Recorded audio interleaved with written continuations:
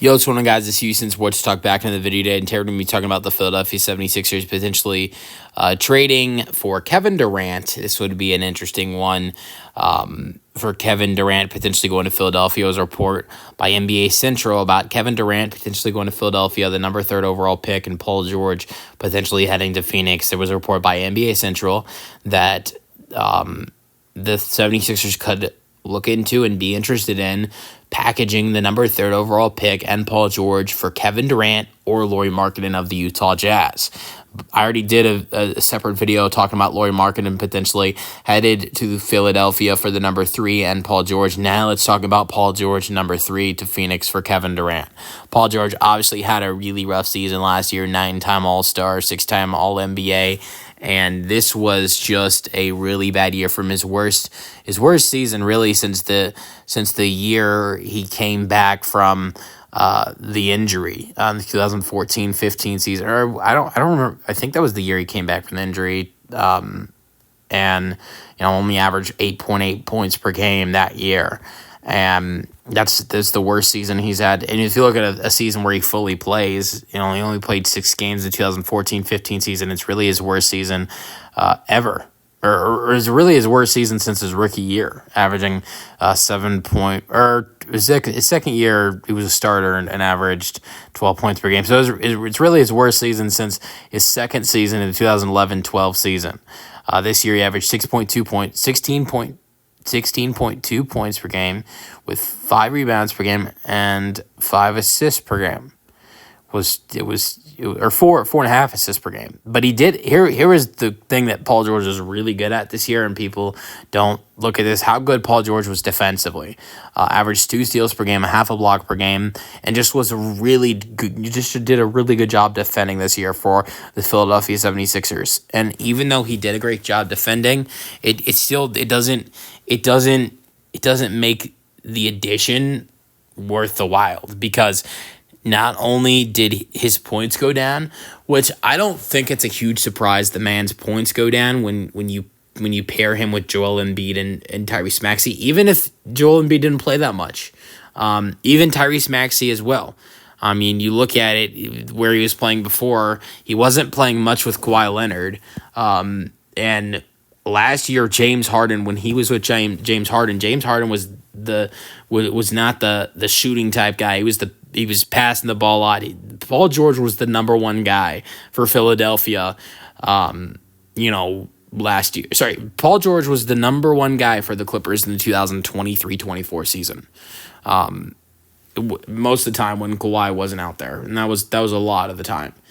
And then he goes to Philadelphia, where even if Joel Embiid isn't healthy, he's still not the number 1 guy, because that's Tyrese Maxey. And if Joel Embiid is healthy and the 3 of those guys are on the floor together, Paul George is he's not even the number 2 guy. He's the number 3 guy, which is something Paul George has not done a lot recently in his career. So I can understand why the averages went down, but it's not just that. He missed half the season. He's being paid almost $50 million a year.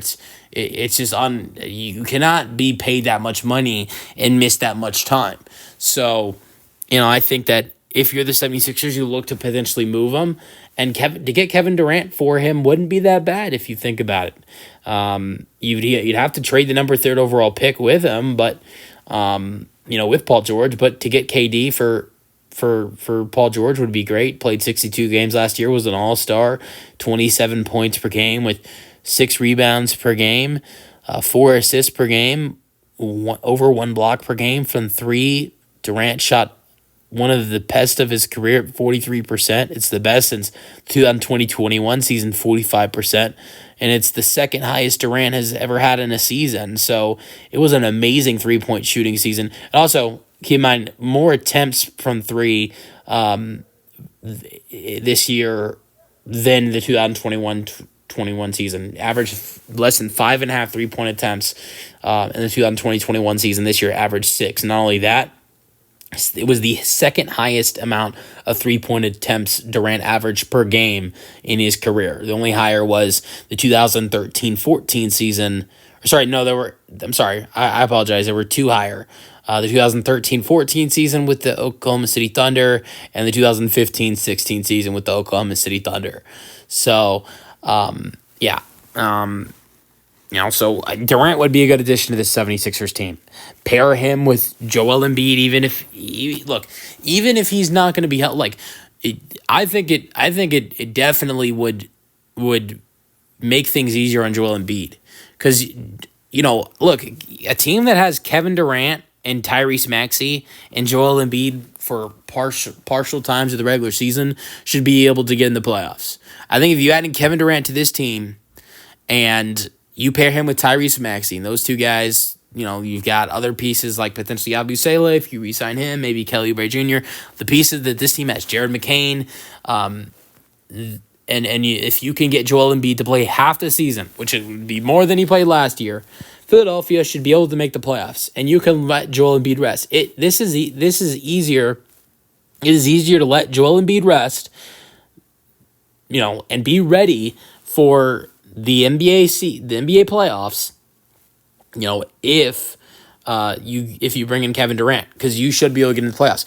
I would say as long as Embiid plays more than he has in the last 2 seasons, 19 games this year, 2023-24 season, he played 39 games. If you can get him to maybe play 50 games, if not maybe 45, that should put the Sixers to the point where you get Embiid to play a little bit more, even a little bit more than when he was the amazing the amazing performances he was putting on in the 2023-24 season, where he was averaging 35 points per game, just unbelievable. So if you can get him to play 45-50 games, which he did play 66 and 68 in the 2022-23 season, 2021-22 season.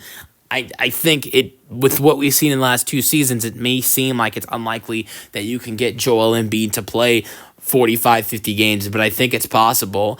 And if you limit the amount of games he plays so he's rested for the playoffs, even if he misses potentially 35 games in the regular season, if you have Kevin Durant and Tyrese Maxey and Jared McCain and the other guys on the team, and you get more than twice the amount of games from Joel Embiid than you did last year, Philly should be in the playoffs.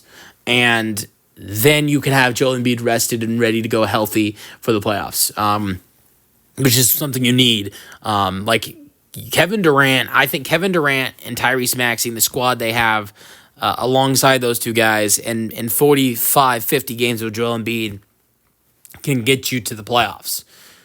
But if you get to the playoffs and Joel Embiid is not available, then you're not gonna be able to be successful in the playoffs. So, but the question I think will also be: Does Phoenix do this trade? Does Phoenix want to take Paul George and the number 3 overall pick? Because you can build a future around Devin Booker by getting the number 3 overall pick. Also, I think pick 29 would head to Philadelphia in this deal. So pick 29 and Kevin Durant for pick number 3 and Paul George. You could add in, a nice scorer and Paul George. I think a guy who would be a better scorer in Phoenix than he was in Philadelphia. I think if you put Paul George into Phoenix, in Phoenix with Devin Booker, I think Paul George points per game average should go from 16 to maybe 18 to 20, something like that, possibly.